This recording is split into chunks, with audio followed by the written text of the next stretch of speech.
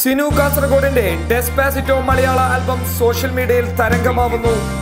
മാഷപ്പുകൾക്ക് വ്യത്യസ്തമായ ഒരു മുഖം നൽകിയിരിക്കുകയാണ് ഇതിന്റെ അണിയറ പ്രവർത്തകർ.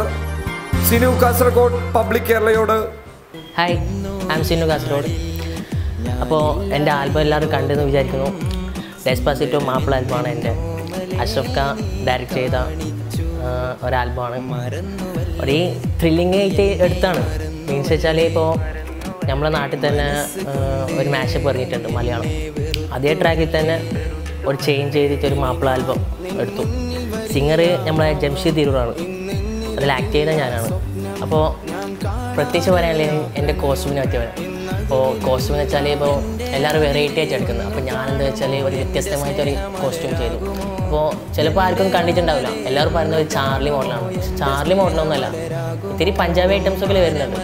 കുറച്ച് ചേഞ്ച് ആക്കിയിട്ട് ഞാൻ ആ കോസ്റ്റ്യൂം ഡിസൈൻ ചെയ്തു.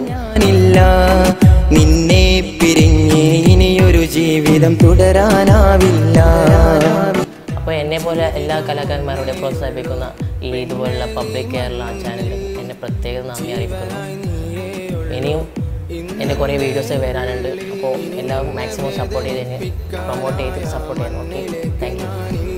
ആൽബം ഇതിനോടകം തന്നെ 5 ലക്ഷത്തിൽ പരം വ്യൂസുമായി മുന്നേറുകയാണ്. public kerala.in